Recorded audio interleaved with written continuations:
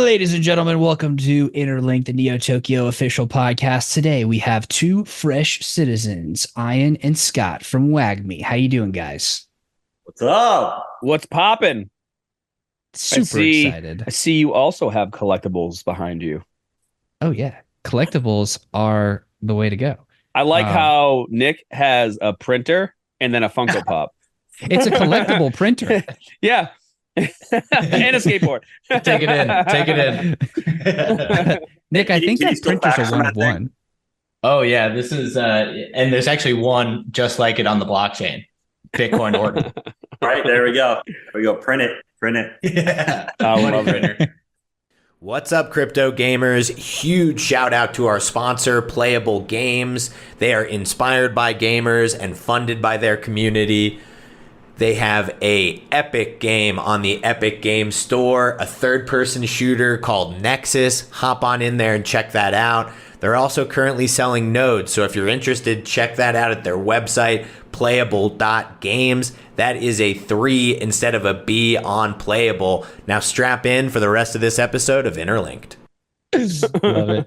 Well, guys, you're building some really cool stuff over at WAGMI. Obviously, you're freshly minted Neo Tokyo citizens, so really excited to have you on. Obviously, Nick Cryptotheus, my partner in crime here on the pod, as always, good sir.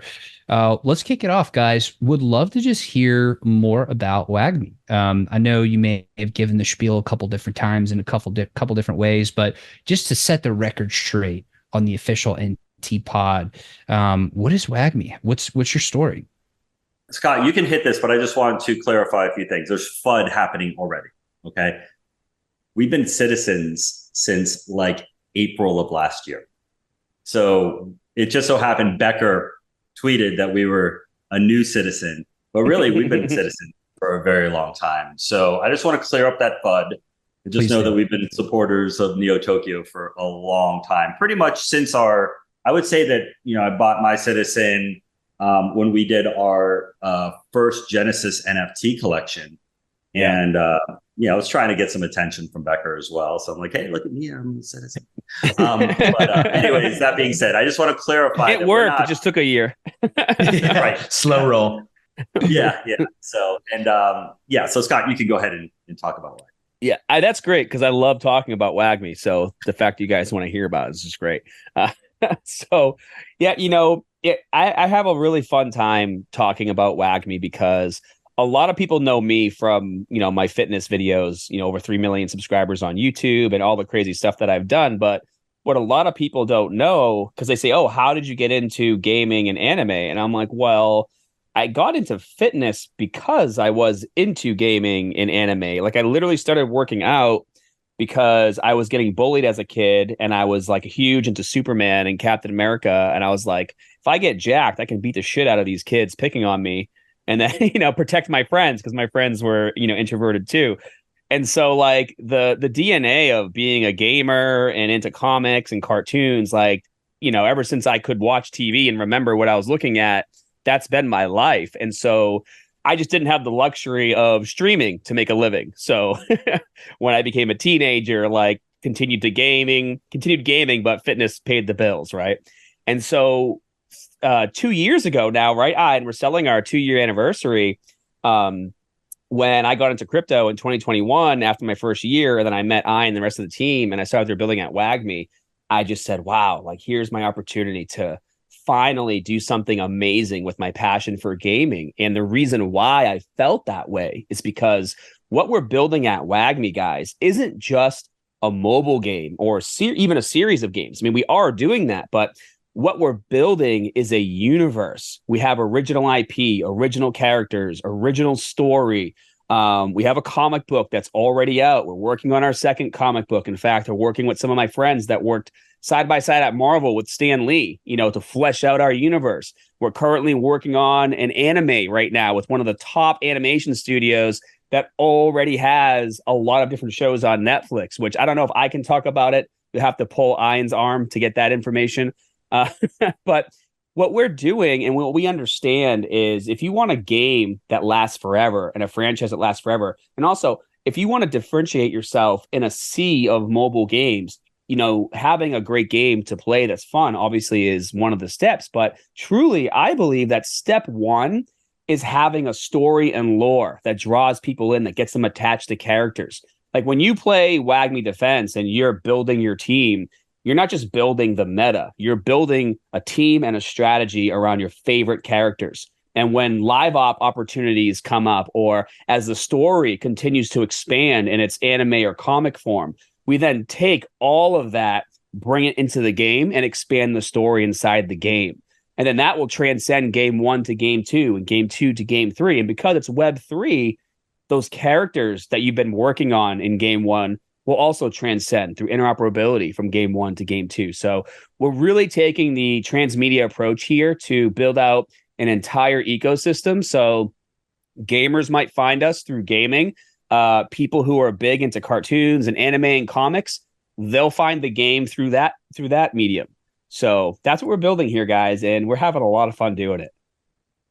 I absolutely love that approach of lore first and build the universe first, and then the games, the comics, the TV streaming content. That is just a symptom of the greater idea and the greater I'll just say ecosystem and IP there. Maybe you guys can kind of talk a little bit more about the foundations of that IP and how you approach that, and more so how you're thinking about it, and how to make standout IP in a world where everybody with a crayon and a piece of paper or an iPad and an app can create some IP. Like, how do you make it amazing? Yeah, that's a great question. And all my life, I've been trying to have a hit. I had a big hit in business, which is awesome, right? I'm really good at what I do as far as the business part of being an entrepreneur.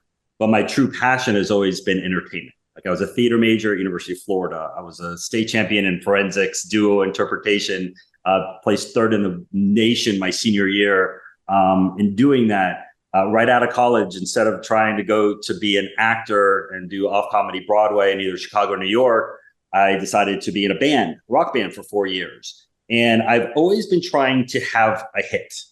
And the thing about true IP is authenticity. So if you think about like music, right? If you think about what are some of the songs that you relate to, and we're not talking about, Two Live Crew, we're talking about, some of the songs we listen to, the lyrics, and you just want to sing them out loud because they mean something to you. Well, that comes from a writer who experienced that and is sharing their true life with you in that form. So what I believe that we have that's very special is Lewis is that artist. Lewis is the guy that is able to now transcend so much of his life. I mean, he grew up in Mexico in the barrio and was an illegal immigrant with his parent, right? So he's gone through the gamut as far as trying to get into, some sort of a better life. And now he's in a position where it's all of these different stories that he's experienced, and our acronym WAGMI, we're all going to make it. He puts that into all of the different characters. So as you're reading the lore of the characters, there's realism behind it. It just so happens that there's so much fantasy and creativity around it. And we have such an amazing team, and we've been able to team up with some of the AAA graphic studios of the world to really flush out a lot of his ideas. I feel like we have that hit, the hit I've been looking for all of my life, because it's real. It's real. Now, granted, it's in fantasy, but like, for example, like our anime that we're doing a treatment, a backstory of one of the characters. We've taken elements from World War II that have really happened and are putting it 1,000 years from now into this fantasy world, because it really happened. So emotionally, you'll be able to be like, holy shit, right? And that's what we're excited to bring to life here with this project. It's, the realism of the backstories of the characters, but at the same time, allowing the consumers to be able to have imagination and delve into that universe, which is a completely new and fresh IP. So to me, it's that part of it that's so exciting. And then, of course, being able to finally merge this emerging technology of Web3 with Web2.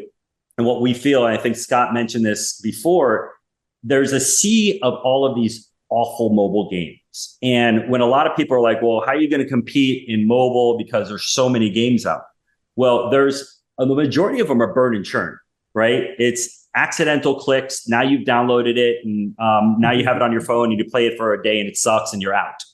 Where what we're looking at is really establishing that relationship with the audience through our user acquisition, through the universe, through the characters, through the anime, the cosplay. We can talk about Scott and I running around Times Square in the Human Emperor suit, and being able to show to the consumer that it's not just a game, but it's an experience and a universe that you can get enthralled into. And we believe that that's the differentiating factor as far as user acquisition in a sea of a lot of mobile garbage that's out there. While at the same time, we're taking our time and really flushing out not only the story, but at the same time, trying to get as AAA graphic quality on a mobile phone as you possibly can. So when you're comparing apples to apples on a mobile phone, we are standing up, if not even excelling more by the time we get to global launch.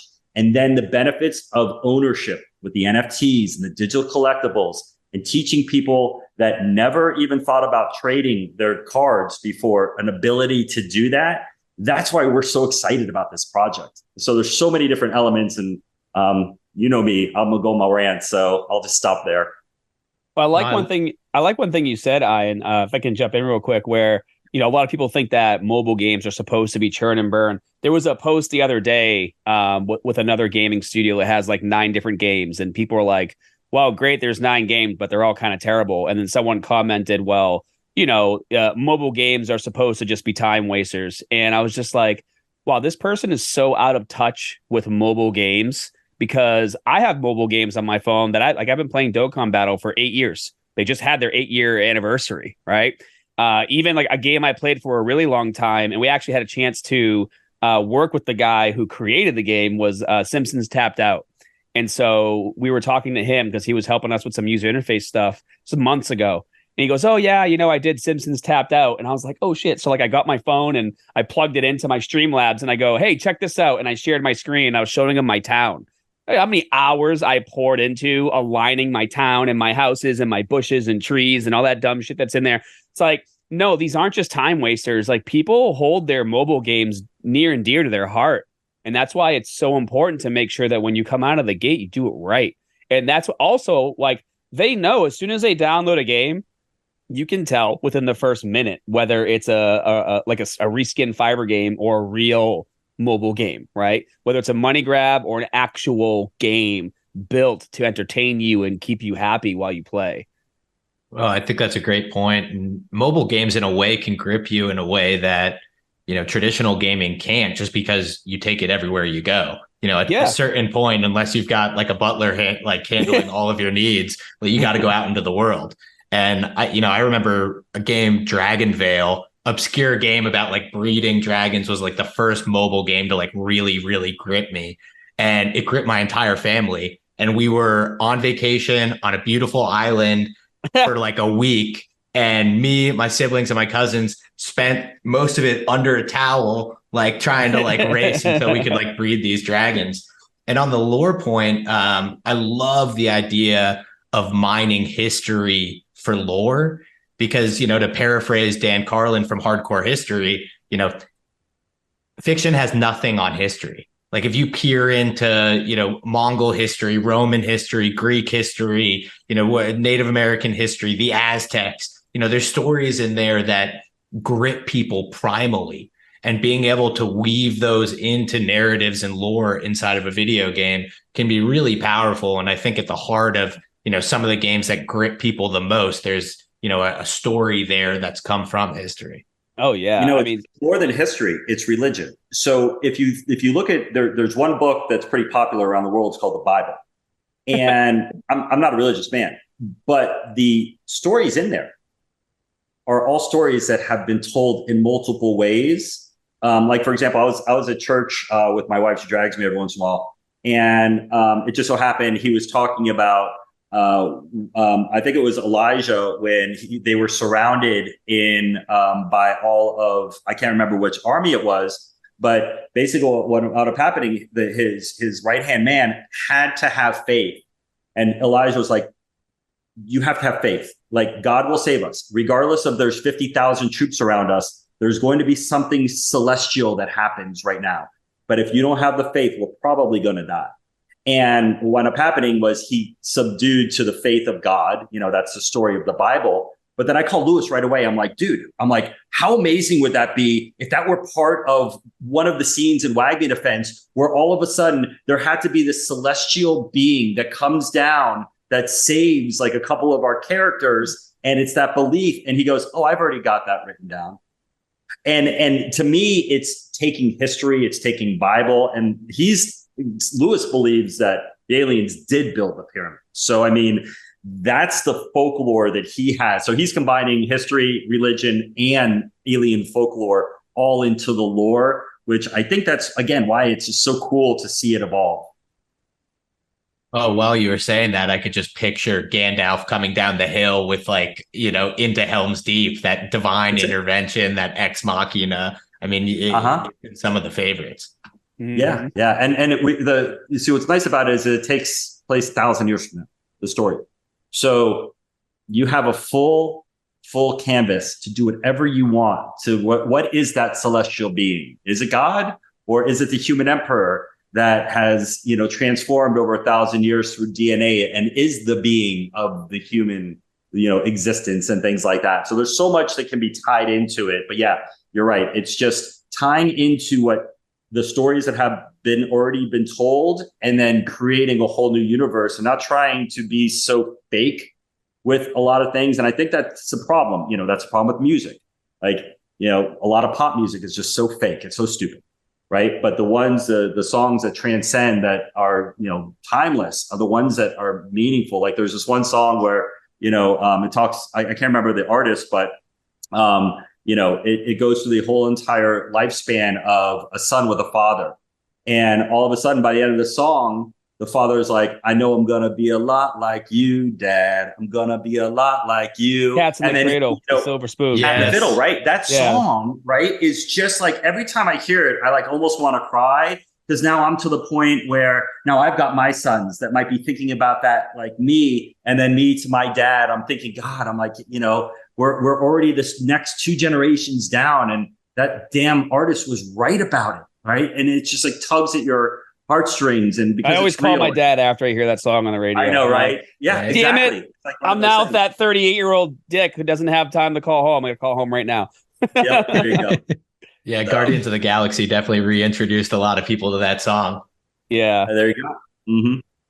Yeah, you know, it's interesting you picked the Bible, because I was gonna say I'm a huge fan of Supernatural, and I mean that show lasted 15 seasons, and they literally pulled from like every episode's like, I'm gonna check the lore, right? And they're always pulling from the Bible or all these other religions to figure out what monster they have to defeat and how to kill it. So yeah, like the lore is just, it's so important, and it's relatable, because most people live their life like they're attached to some kind of lore, or at least they've been exposed to lore of different religions and histories, right? So if you pull from that, you're creating these connections.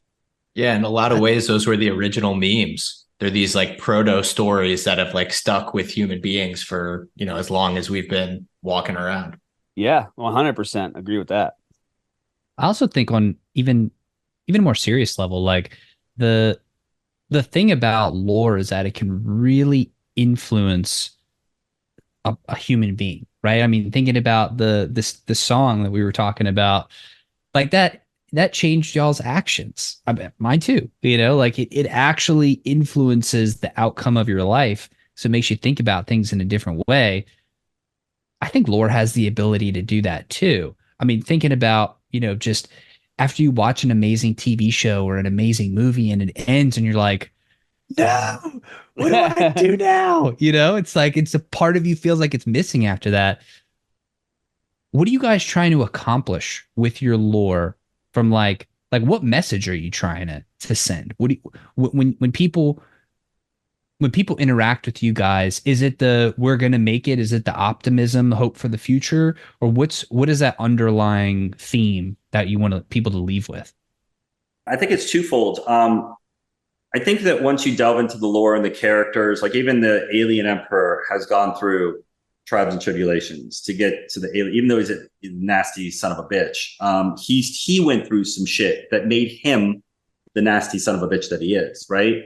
And, you know, some people take your life and do good with it, and some people take life and do bad with it, right?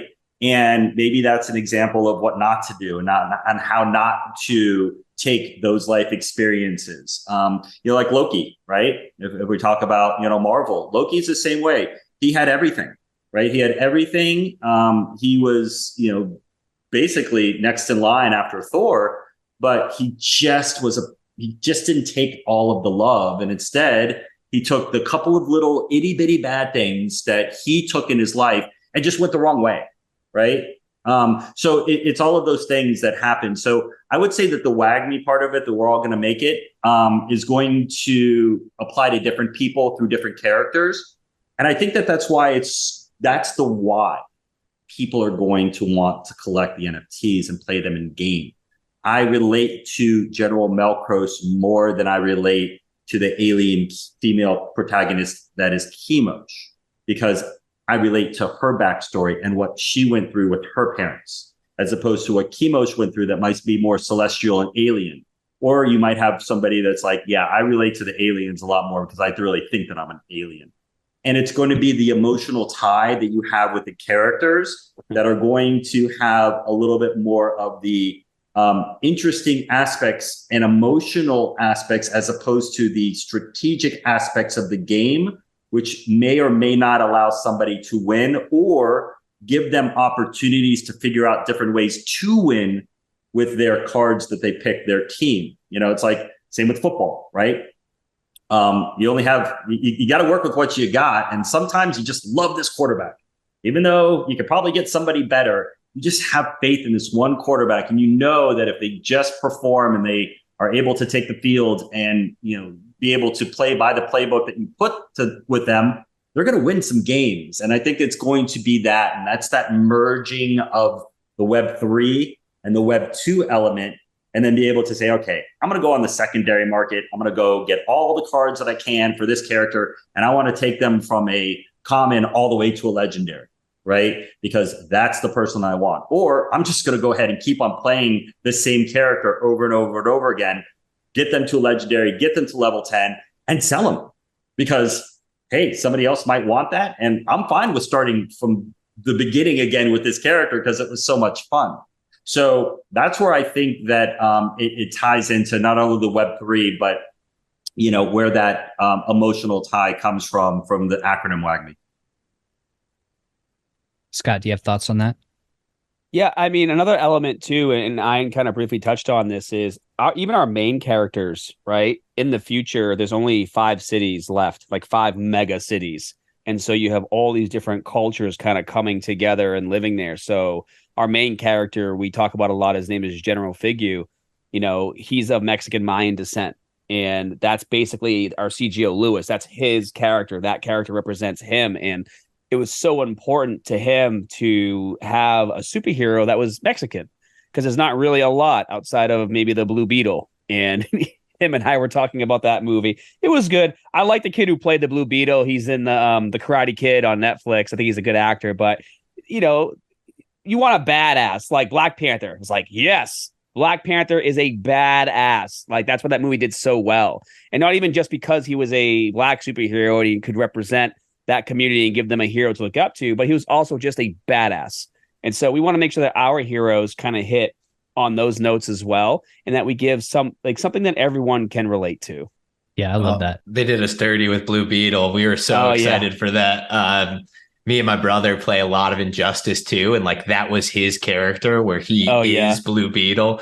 Mine was Swamp Thing, so we both got done pretty dirty by our recent adaptations. They just made him yell. Like, why was he always yelling? I'm like, bro, stop yelling. Like, he's literally like, I can't kill people. Meanwhile, grandma has a sub minigun and she's blowing away all these dudes. the uncle's driving the Blue Beetle bug vehicle, like literally impaling people with the things, laughing about it, and then they go back to him. I can't kill you because it's bad.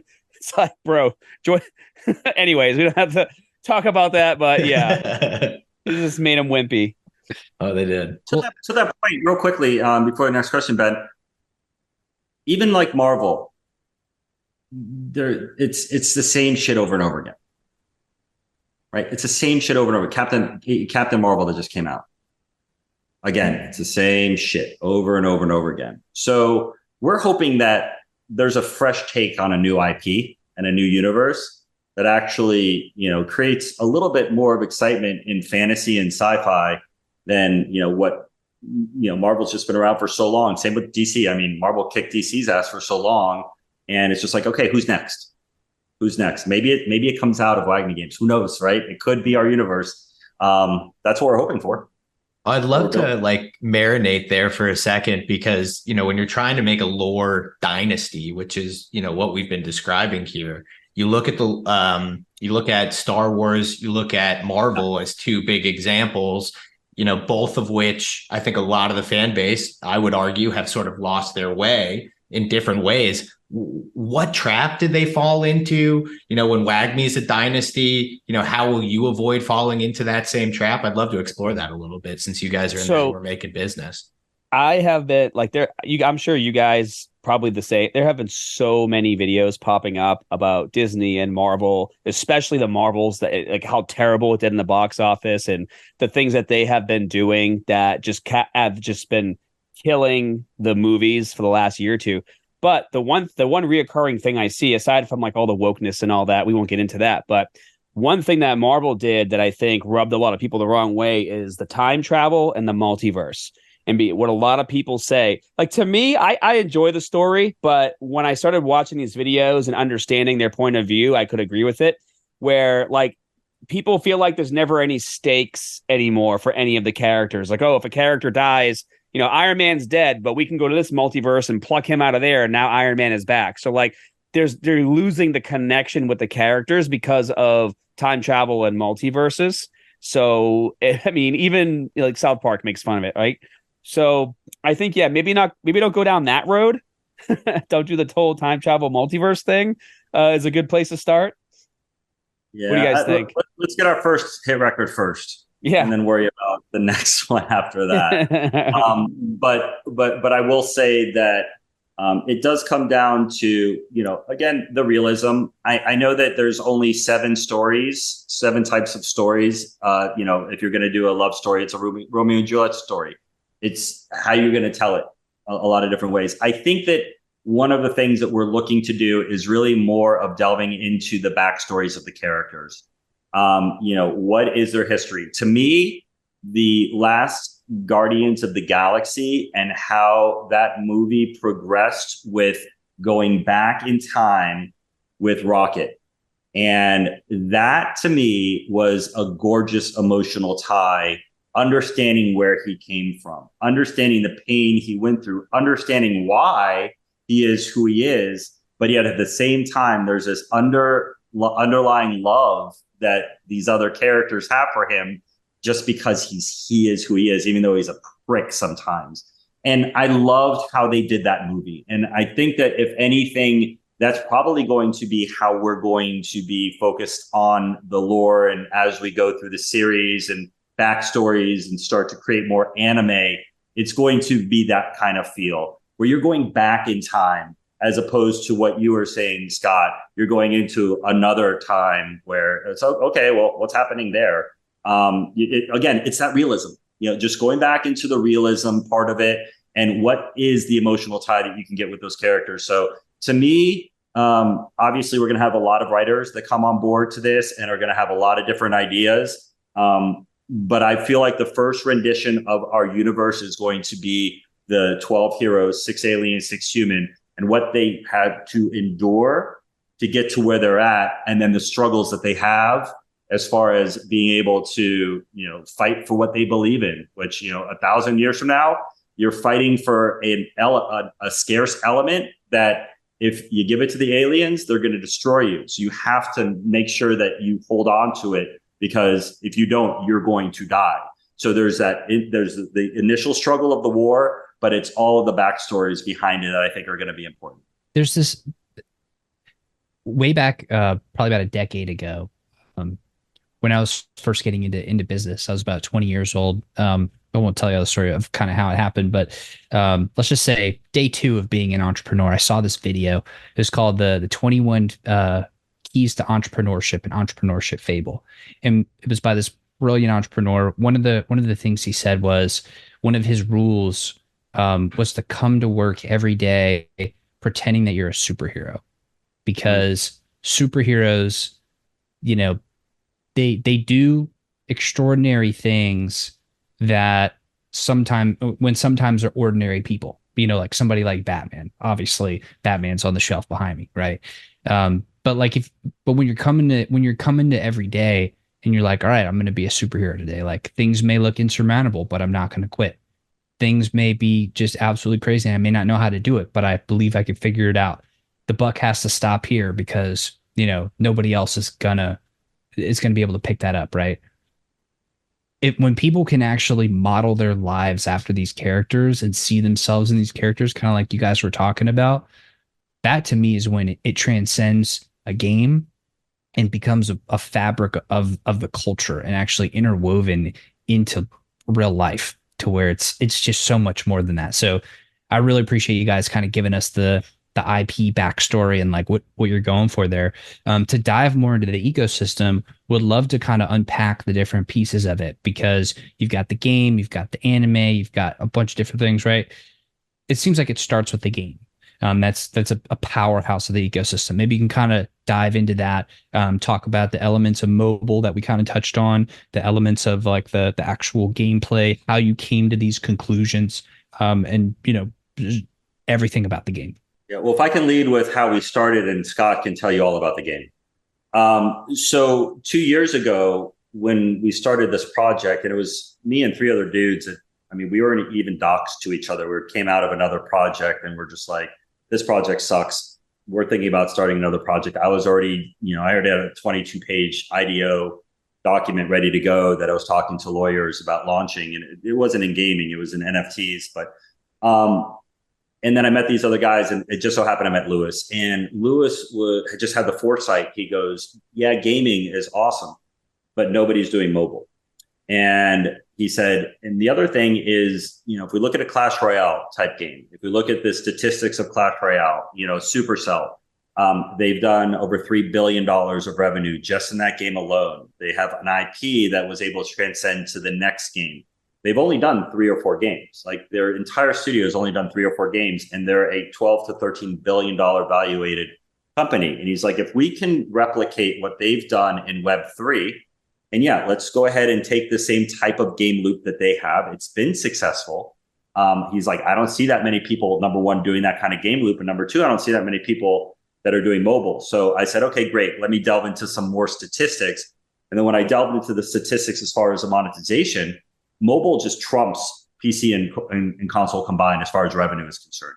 Like, it trumps it. And the bell curve is going the other way, right? There's less people playing console and PC, and there's even more people playing mobile right now. And granted, like I said, there's a lot of garbage out there, and a lot of the revenue is garbage revenue. But that being said, the revenue is there. The people are there.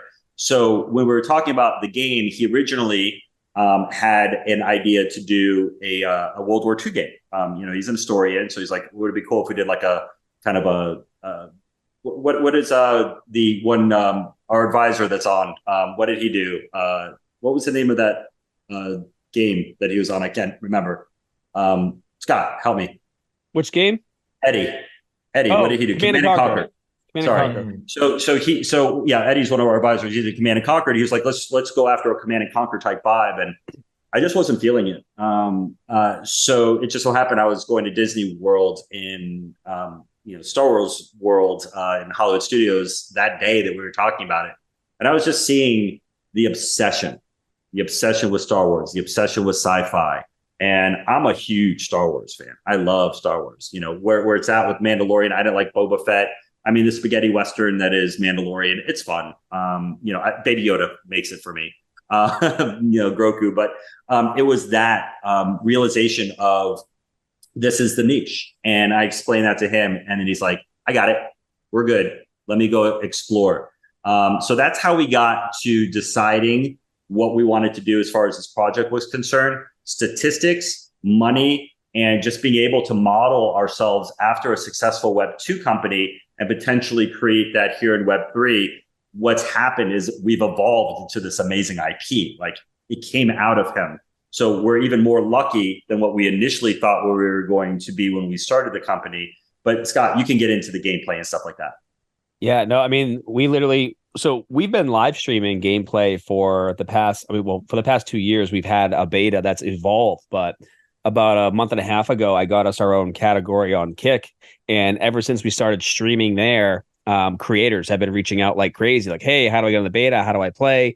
And what's so great about WAGMI Defense, our first game title, is it's a very small learning curve.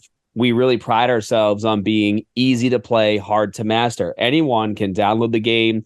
There's a quick tutorial that you go through. By the end of the tutorial, you either choose aliens or humans. And without even knowing it, you just got your first stack of NFTs. Because everything that we do in our game, like, you log in with your email and then a custodial wallet's created for you. Like, you don't even know you're playing a crypto game unless you want to claim those assets later, which we show you how to do in a very simple way. So you make your first team, you go to battle, and if someone's available to battle you, a battle will ensure. If no one's available, within the first 10 seconds, an AI bot is placed in battle with you. And now some of those bots kick my ass. I'm not going to lie. I was facing one today. I almost lost. I was live streaming with one of our creators. But the gameplay, it's very similar to Clash Royale Tower Defense, but we're just as much like Clash Royale as Fortnite is like Call of Duty.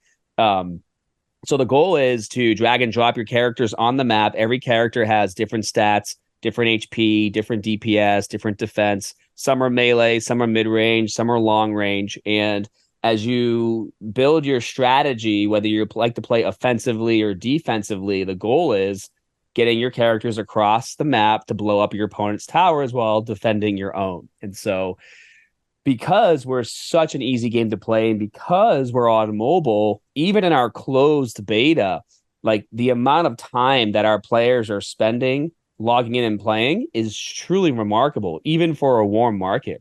What we've noticed is because you own your characters, because they're NFTs, it's like you almost have more of a reason to log in and want to level them up and make them more rare and level up their attack, because you can see how much they're worth, like on a Mutascan, or these secondary markets. So, for example, like, I'm a huge pop collector too.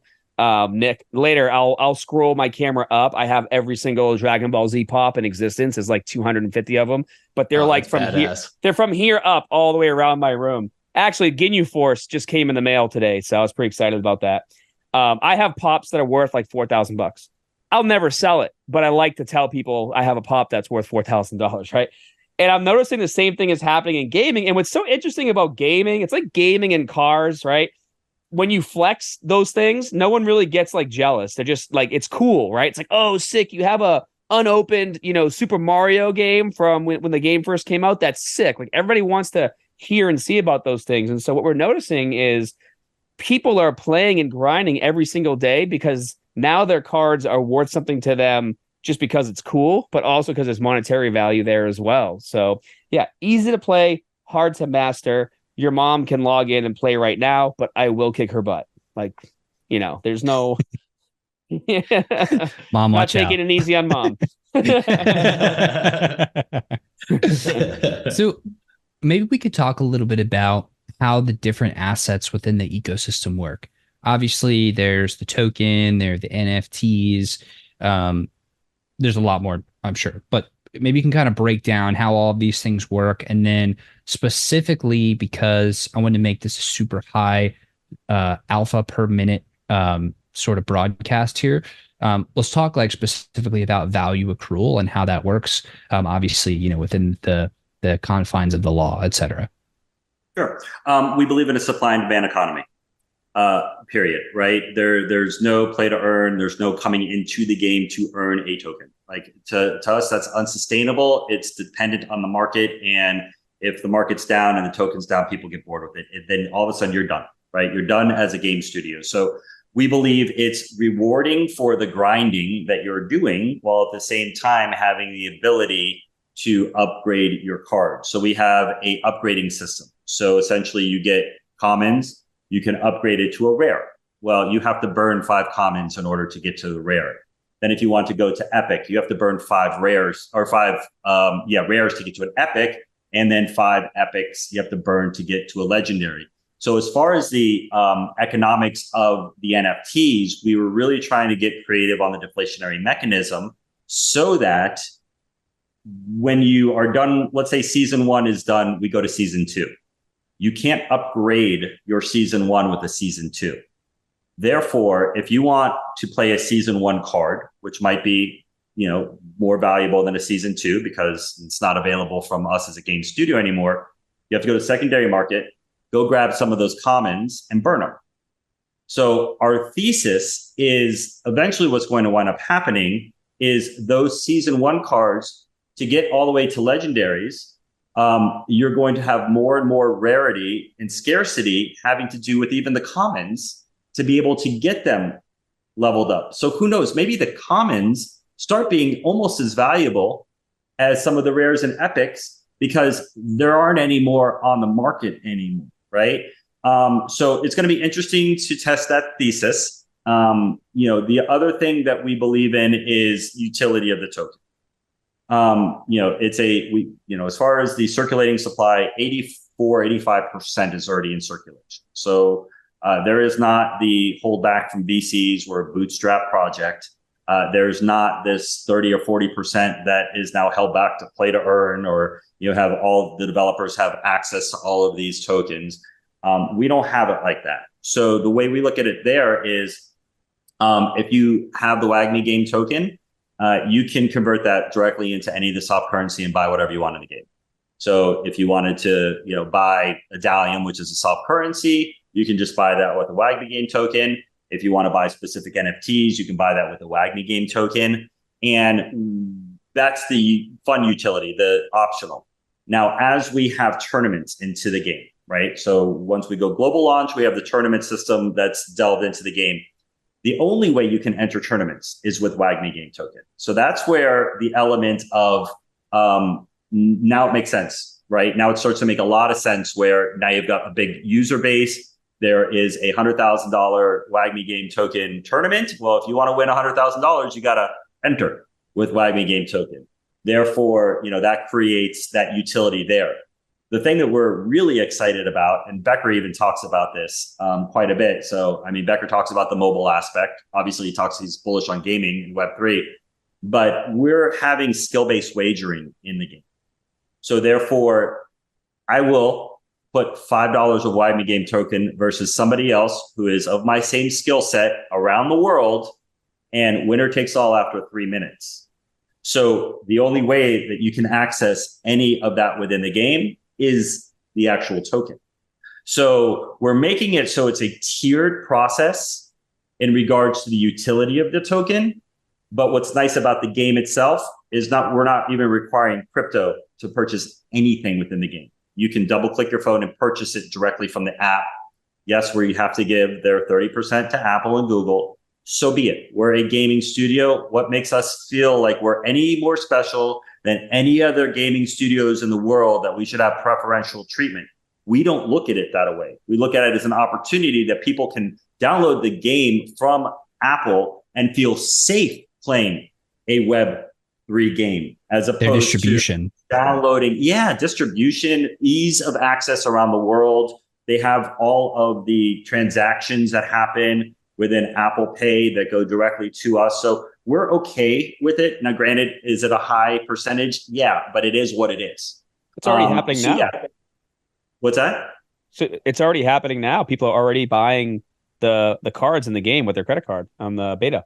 Yeah. We've tested it out, so it works perfectly. So as far as the utility of the token, we believe that as the game progresses, the amount of using of the token is going to increase substantially within WAGMI Defense. And then again, like I said, it's the supply and demand mechanism, which allows somebody to determine if they want to sell something on the secondary market or buy something or trade something on the secondary market. One of the things that I brought up, and I think you guys were listening on the roundtable that we had in the server a couple of weeks ago. I honestly believe that guys like my age that have kids anywhere between 4 years old and 16, 17 years old, they're the ones that are going to be more apt to want their kids to play a game like this in the App Store as opposed to any other game. Because now there's a game that, okay, you know, son, if you're going to play this game and it's apples to apples, go play this game because number one, maybe it's going to have an ability to teach you exactly how to use your money. And if you earn money from playing the game, not play to earn, but have something of worth in the secondary market, when you want to go buy that, you know, new t-shirt at Hot Topic, well, guess what? Go sell something that you had. I'm not going to pay for it because I'm already paying for all of your shit in the App Store. So teach them a little bit of economics when they're younger, but at the same time, if they're sick of the game and they're done with it, and you have looked at your bill and you're like, wow, I've spent $650 on this game. Well, a Web2 game, nothing to show for it. A Web3 game, let me see your account. Let me see what I can sell. Maybe I can get 10 cents, 15 cents, 20 cents off the dollar, right? And I truly believe that it's guys like me, my age, that have kids that are going to realize that once there are more games on the market, that's going to be a differentiating factor from a lot of the spend that's happening within the app stores, which are the parents paying money for the kids. So 100%. We're coming up close here to time. So I know we talked about the game part of the ecosystem. Let's explore the other pieces and really get a full snapshot of what you guys got going on. I've been talking a lot, Scott. Go ahead. Which part did you want to get into now? NFTs. Up to you guys. Okay, well, so Ian already touched a little bit on NFTs, but I'll expand on that. So we talked about the leveling up system, which, by the way, when he was saying like a season 1 and a season 2, it's the same character in season 1 and season 2, right? So it's not like it's pay for power or pay to win or anything like that. It's just that, you know, if you want to collect them all, which we know is a very addicting thing, and you were late to season 1 and season 2 started, well, that's where the secondary market comes in. So some other great utility we have for our comic book, for example, is, you know, in the past, if you have a great game and a comic book comes out, there's really no connection there aside from the lore being in the comic. But with our comic being an NFT, if the comic is in your wallet while you're playing WAGMI Defense, what's going to happen is every single month, you're going to get a comic exclusive war chest per comic that you own. So if you happen to buy 5 comics of our, you know, Nephi Wars comic number 1, every month you're getting 5 war chests, and every war chest has a chance to get a comic variant of the characters that you're playing in game, right? And it's these subtle little flexes that gets me excited, and I know it gets gamers excited because I'm a gamer. So before we're not selling that, by the way. We're not selling them. The comic NFT to claim those comic cards. Right. Yes. So therefore, utility for the comic book NFT collection. And again, we're not selling it. It's, you know, if we're talking about free mint, it's free mint. But no, you're minting it every month for free, a new card. And there's only 6,000 of those available in the world. So, And what's cool, too, is those comic cards have that same leveling up system where if you have 5 commons, you burn those to make a rare, 5 rares make an epic, 5 epics make a legendary. From common to legendary, like, you can have a level 10 common and a level 10 legendary and still win. There's only like a 5% difference in like stats going from common to legendary, but it's enough to make you want to level up and have that edge, right? But if you don't want to or don't have time and you can't get those cards to legendary, you can still play the game and win just fine. It all comes down to strategy. Now, what's so cool about it is before every match starts, I can see your deck and you can see mine. So maybe the battle starts and my strategy is, well, maybe I'll use all commons to make you think I suck, and then I just whoop your ass, right? Or maybe I have all legendaries and you're like, oh my God, this guy's a sweat. He's going to just absolutely destroy me. Or maybe he sucks. He just bought him on the secondary market, right? You don't know. But it's that cool thing. And what we can also do, what we're going to do is, we've been redesigning our characters with Gadgetbot, right? And the founders packs have the new character designs for the 6 aliens and 6 humans. Pretty soon, those are going to be dropped in the game. Now, the original cards, we don't have to get rid of those original character designs. In fact, as you play the game and you get cards for free, those will be the ones that you get. The people who are buying Founders Pack cards or premium cards, it's the same character, but when they drop a general figure, it's the new design with the new attack and the new drop-in animation and the new death animation. And now you're like, whoa, hey, wait a second. I want that. I don't have that. So maybe I'll go purchase that, right? So it's the collectability that we're really tying into. And I know it works because if I showed you how much money I've spent on Dokkan Battle in the last 8 years, you'd cry probably. Be like, why, Scott? Why'd you spend so much money on a stupid phone game? Because it's not stupid. I play every single day.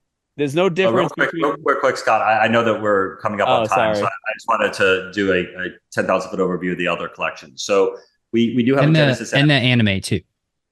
Oh, for sure. So we have a Genesis NFT collection, another utility collection.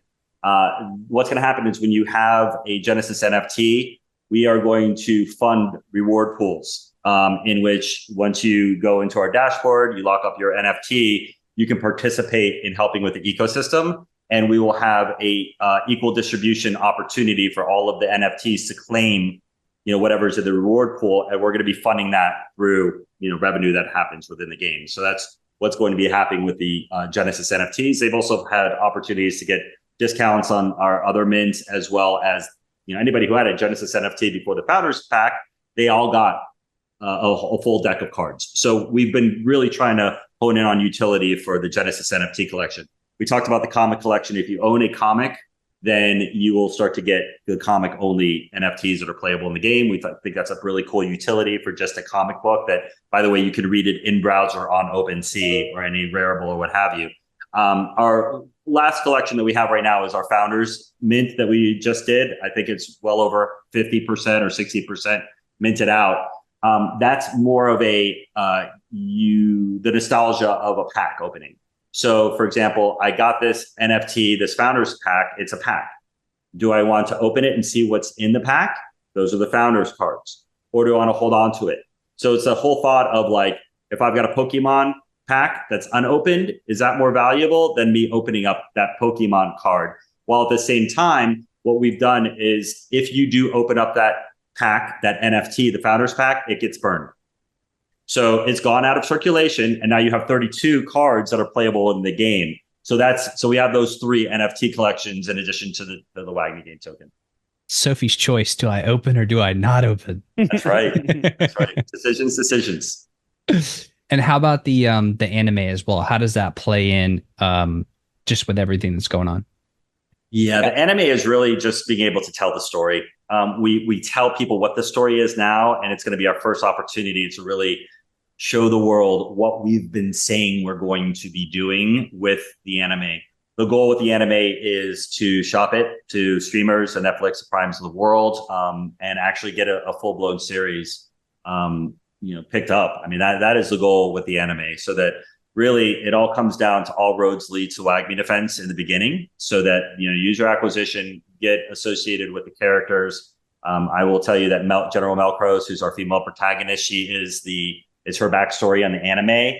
I would be very surprised if she's not the most popular character within the game once we go global launch and the anime comes out. So, what we're going to be doing with the anime as far as the Web3, I think it's really more of a telling the story of the company, of the brand, of the universe, and really leveraging the user acquisition. We didn't talk about that too much, but having Melcros, who is of Japanese descent, in anime allows us to create a lot of different user acquisition content and funnels, content creation over in Asia.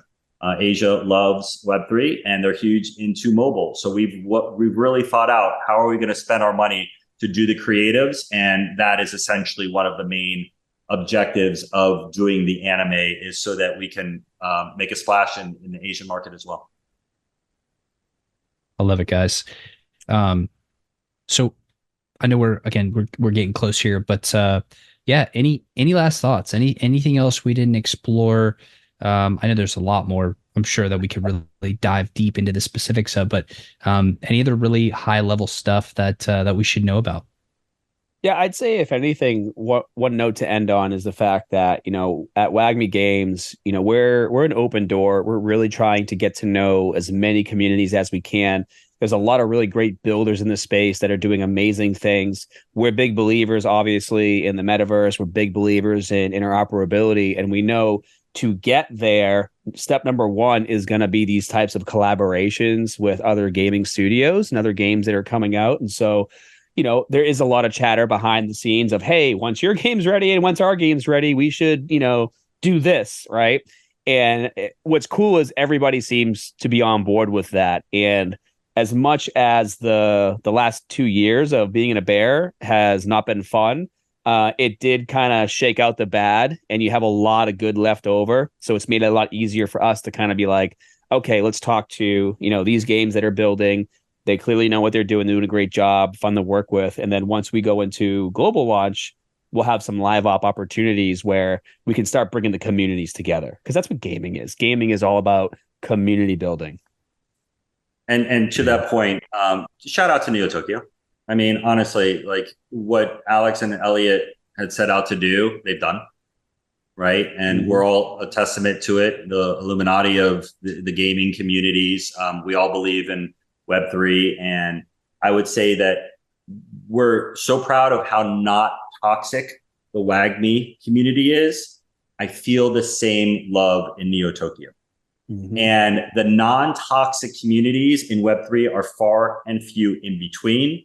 And it's a shout out to the citizens that are out there, because, again, having this podcast and having opportunities to meet you guys, and, having the opportunities to get out in front of a lot of people are made because there's a realism to what we're all trying to accomplish, which is move the needle little by little and get eventual mass adoption. So I just wanted to shout out to Neo Tokyo, because I truly believe that is one of the premier communities in all of Web3. So that's from my heart. You just reminded me of a meme I saw this morning, Ian, and it was the Ninja Turtles shaking hands with the Power Rangers, and it said, when your NFT community meets your friend's NFT community. So funny. Collaboration station. Yeah. I mean, people love it. People love to see collaboration, right?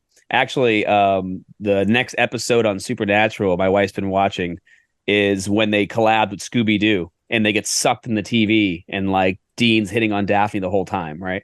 But it's like, why are one does? Yeah, exactly. But it's like, damn, Scooby-Doo, which is a cartoon totally different than Supernatural, but now they're combined, right? We love it. Yeah, we do. Guys, this has been awesome. I'm so glad that you've been citizens for a long time. I should have to owe push-ups for every month that I didn't know that you guys. But appreciate you guys. You up. Yeah, exactly. Appreciate you guys for everything that you do. Thanks for building in the space, and thanks for coming on and chatting and diving deep with us into the project. Really appreciate it. Yeah, Ben, Nick, appreciate you guys. Thank you. All the best. You guys, great conversation.